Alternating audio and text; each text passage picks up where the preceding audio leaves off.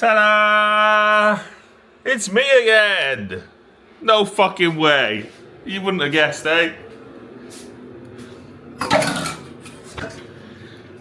Check this out. This is my special coffee recipe. 1 teaspoon of Kenko Smooth Instant. If you want a good instant, that's what you want. Next thing, 1 sachet of Cafe Cappuccino.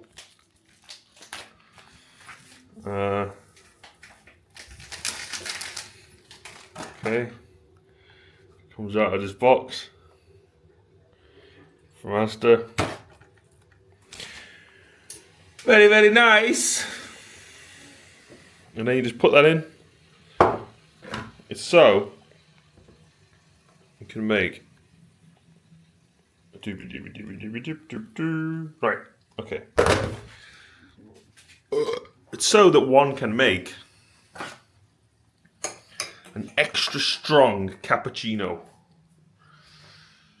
You know why I want an extra strong cappuccino?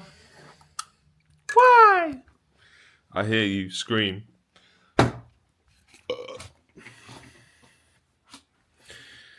Because I just woke up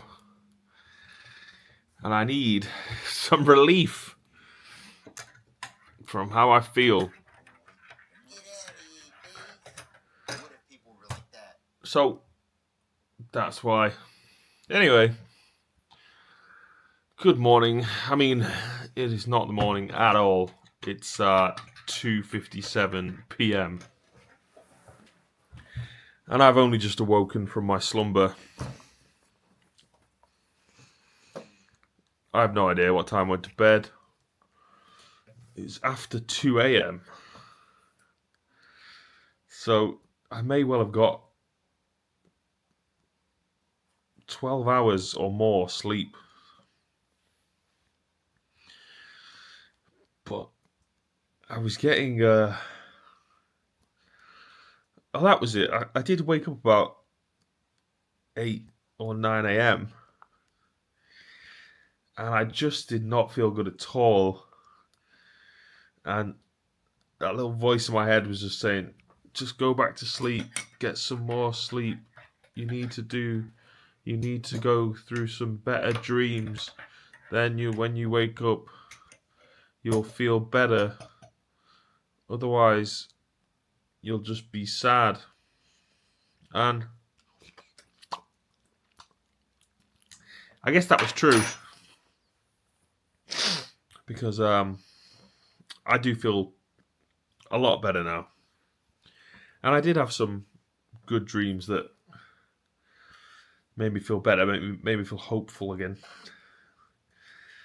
It's funny because I was traveling around in my dreams. I remember, here's what I was doing. I went to Cambridge, I went to Oxfordshire, and I was walking around these different places, and I was just thinking, I need to do my music video, I need to do my YouTube video, and I was just filming things, and I was walking around, and then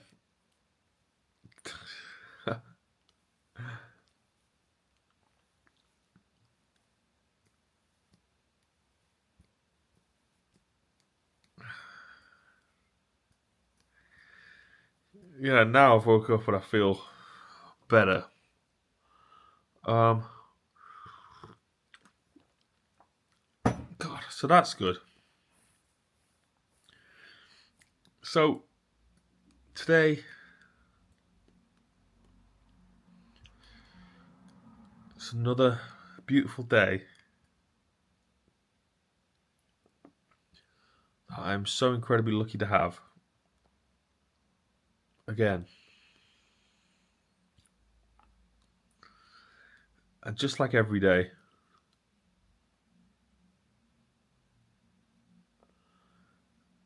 I'm going to do whatever it is I want to in order to feel some sense of meaning and belonging and purpose in this crazy world that we live in.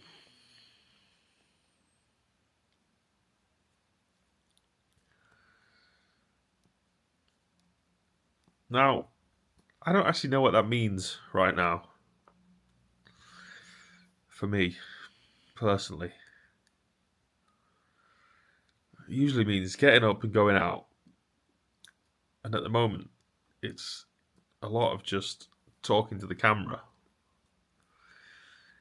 and seeing how it goes, seeing the way that one thing leads to another. I mean, the one thing leads to another attitude always seems to be the one that works the most. And now that I'm not overthinking anything and I'm living a very simple life again, that just means I'm doing whatever I most feel like at any given moment, following the thread of what I'm feeling and seeing where that leads me, and just taking my time to do whatever it is I want, and being in love with life again. I really was there so strongly at one point, and then yesterday I got a little reminder of how it is to feel that way. I just started having a conversation with this random guy who was just working behind a cashier desk. And I started thinking, I've not just started chatting to someone like that for the longest time. And it's one of the simple joys. And what's stopped me from doing that is not having a healthy dialogue with my own self, to myself and from myself, in my own mind. And something that's really started to help me restore a healthy dialogue is talking to this camera every day, getting all my thoughts vocalized and continuing to try and to make an effort to speak it out, to put something out there, instead of just seeing it as being unnecessary to speak. Now I'm really just enjoying the actual experience of just speaking, and not like a pre-prepared or thought through set of words, just as an in the moment exploration to see where what I'm saying will go, and finding out for myself just how good that can feel. And I'd really like more people to know about how good it can be just to quote unquote talk to yourself in front of a camera. Except I've actually personified my camera a little bit. So I call him Cameron the camera. So I'm just talking to Cameron the camera, you know? And It's so easy. I mean, now more than ever, people are talking to ChatGPT all the time, and ChatGPT will talk back. But as I'm just talking to the camera, it's it gives me as much space or time that I would need to go through my thoughts in a way that feels okay with me, without getting any kind of response to that whatsoever.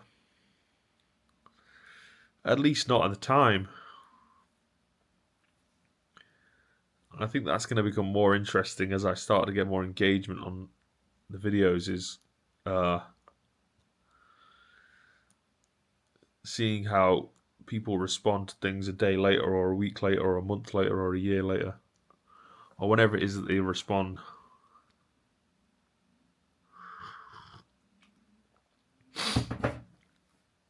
Yeah. So the last 2 days, I think. Wait, let me check.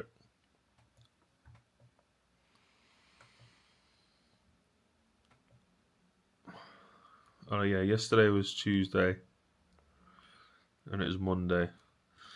Yeah, the last 2 days, I went to the library, and I'm not sure if I'm going to go to the library today. At this point, I'm not even sure if I'm going to go out. I'm pretty sure I will because of the vibes. I need to pick up on vibes constantly, whether they're good ones or bad ones. You know, because if I'd just much rather be out at some point in order to just get a feeling, get a felt sense of like what's going on around here. And, you know, even if it's a bad vibe now, I think as long as I can keep enough distance that's respectful and be able to weigh it up and see, understand that bad vibe, then it's actually quite useful to see yourself almost like as a doctor that's um, analyzing the state of the patient and trying to come up with a both the reasonable diagnosis and a treatment plan. And I feel a little bit now like a sort of neighborhood doctor for getting to the heart of the vibes and trying to make them into something else, transforming them to be a transformative person that can change situations and make make life better for those who are suffering or struggling. You know, I I've realized like when I decide to take on that role of attempting to be a transformative person, that means that I find much more purpose in the darkness of life, and I don't see myself quite so much as a victim of that, and more just I now have like a difficult project to take on, and that's going to be much more interesting if I have no choice but to be where I am than just feeling like I don't want to be there and trying to make plans to get away. I mean, I still I still want to do that just for my own safety and comfort and security. Um, but in the meantime, I have to just take one day at a time, and I'm not being so judgmental now in looking at people with a lack of understanding for their behaviors, but now finding ways to make sense out of it, but to create a shift in the mentality that will actually open the eyes of those who are trapped and let in more light to give them some relief and possibly like make this place great again. That's what I was thinking for such a long time, was like, it used to be such a great place to be, and now look what's happened. And that's obviously sad and upsetting, but you know, I take full responsibility as a local resident for trying to do whatever it is that I can in terms of creating good energy and making people feel safe and comfortable and um, you know, healthy and happy, and then like trying to like share the wealth that I have accumulated. I have this great source of like beauty and wonder and splendor and joy and happiness and love, and I have all of that inside of me, and it's not something that I want to stop myself from, you know, giving it all away now. It's not like if you give it all away, you have none left for yourself. It's like you give it all away, then you go and make more, and then you give it all away again, and you just keep doing that. If you have, if you found access to the unlimited source of all of life's best feelings, and the tap never seems to run dry, and you can always find more and more and more and more and more no matter what you do, and you can always continue to sustain yourself and others around you, why would you ever at any point even question whether you should or shouldn't try to help anybody else in any way that you can by sharing a little bit of what you have with them? I mean, it seems like the most natural thing in the world to think, um, if you have a resource that never seems to run out, you can just share that resource endlessly with anyone and everyone that you ever meet, and that will make everybody okay. That will transform neighborhoods into beautiful places of joy and gratitude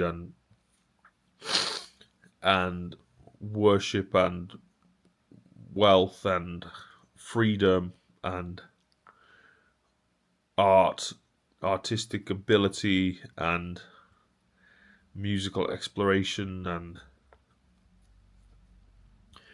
I mean, really, where does it end, and does it ever end? I mean, if I see myself as, hang on, if I see myself as living an unlimited life, that means no matter what happens, it just goes on and on and on and on.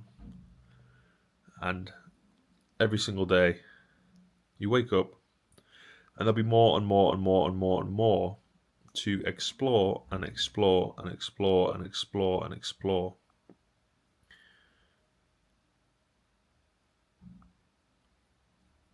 And it's now so beautiful to think like this, that there's nothing stopping me from just fully committing to making myself into a person that I don't even think I am, and I never even thought I was, which is this evangelical priest-like figure who's just so happy to be alive and wants to share, the joys of Jesus or whatever. Okay, I'm gonna have to cut. I need the toilet, but I'll carry on. Yeah, so back to work is the theme of this morning. I did say the other day that I was going to create a morning segment called "How Am I Feeling?" and I talk about how I'm feeling. But I think I've covered that pretty well. I mean, it's now really important for me. Like upon first awakening in the early hours. I sound like Shakespeare. Wow. It's really important for me now to the first thing I do is, well, it's nearly the first thing I do. Like the first thing I did today was try to make a coffee because that was what I wanted straight away. But then, hang on. The first thing I do now is pick up this camera and start talking, and this has helped me so much to really get out of that immediate funk that I so often wake up with in the morning. I'm so moody and unhappy and just miserable and super, super pessimistic. And I'll immediately start thinking all these super negative thoughts about my life, and then I have to really shake out of that as quick as possible. And I've realised this has now become the safest and most effective way for me to get out of that first feeling that I get and start to like reaffirm the positive. And it is just like the repeating of a mantra. The more times you say positive messages to yourself, to others, to anyone, to anything, the more that you say it, and you have to say it out loud, the more you say it, the more you start to feel it, the more you start to believe it. And it's like building up equity in a bank account. It's like adding money into that bank account. And it just keeps going up and up and up and up and up until finally you can get the house that you want, or you can do the thing that you want to do, or you can go to the place that you want to go, because finally you've got enough money. That's exactly how I feel about this right now. Is me putting words out there onto a camera and recording it, and it literally feels like this is the emotional bank account, and every single day I'm saying, okay, I'm putting some money in the bank. This morning, the first thing I'm doing, I'm placing the safest bet you can possibly place.